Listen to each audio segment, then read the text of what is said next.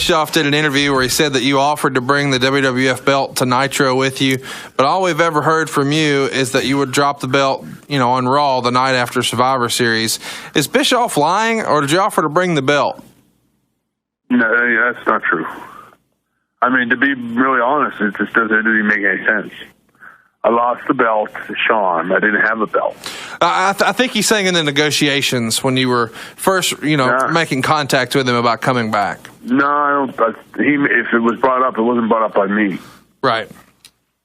It was not anything I would have done, ever. It was not something that I would have ever, I was hoping to leave the company on good terms and maybe even come back when I was done with WCW. I didn't even want to leave. If anything, I was thinking more that I would end up staying there, to be honest. I only made the decision to go with Bischoff and those guys at the very end, at the last minute, when I had nowhere else to kind of turn. When Vince kind of basically, gave me no option but to sign off. I think he was trying to get me out by then.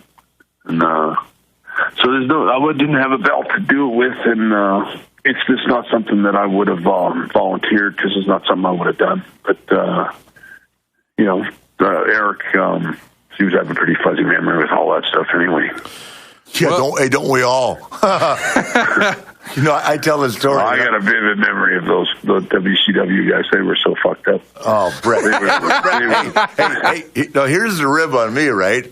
So I know Bret's coming down, right? And I don't have a position, but I know Bret's coming. I'll tell you what, I was in Buffalo, New York with Bischoff, and I said, let me work with Bret Hart. He goes, well, what do you think? I said, I promise you, me and Bret Hart. Right. He said, you got a problem, Pete? I said, Eric, you're having, what's the guy? What was the Mexican guy? Conan beat me last week, okay? Yeah, Bret Hart can beat me, no problem. So we go to Dayton, Ohio, and it's me and Bret, right? And pay-per-view. The main event is Savage and Nash. And Bret and I went in that ring in Dayton, Ohio, man, and they're still standing there, man. And they kept saying, go home. And when Bret put the sharpshooter on me, I had to figure 4. He superplexed me off the top rope. I mean, there was nothing left. There was nothing left for them, right? And right. Bret and I go walking through the curtains, and Randy Savage, God rest his soul, he was screaming at me. And he wouldn't say shit to Bret. God damn it, you went too long. What are you talking about? You left me and Nash. Right. I started laughing to myself. I went back to the Marriott and had another drink. Jesus. You remember that, Bret? He was out of his mind. Yeah, I do. I do remember having a really good match for the end. Oh, God. It was and we just did a deal. I walked out. We were in St. Louis, of all places.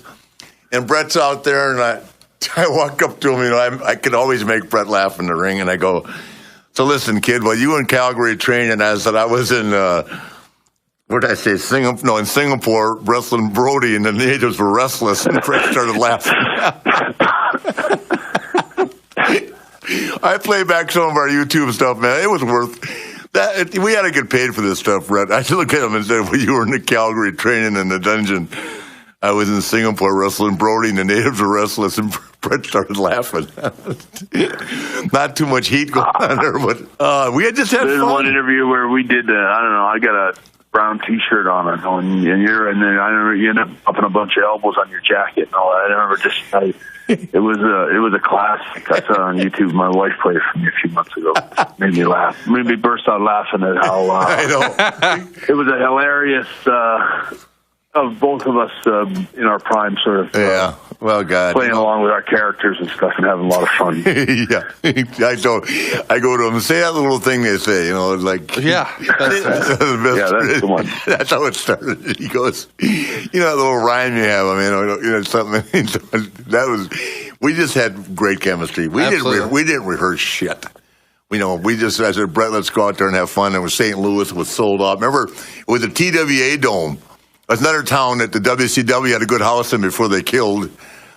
God, there were 20,000 people, me and Bret, right? How hard was that in St. Louis? You know what I mean? Yeah. Two names synonymous with wrestling in a wrestling town. There was so much potential in those days. And, even like you're talking about that promo, I remember when that place was buzzing and just totally lit up when we came out. You like you come back to the dressing room and they don't do anything with you. They just pass on you again the next week. And No, but I mean, you and I could have had a year-long program. God forbid that Flair get a program with Bret Hart for a year. We could have wrestled for a year. You know what I mean? We could have wrestled the whole time I was there. Yeah. Better than what they did. No, God forbid you get next to me in WCW, you're done.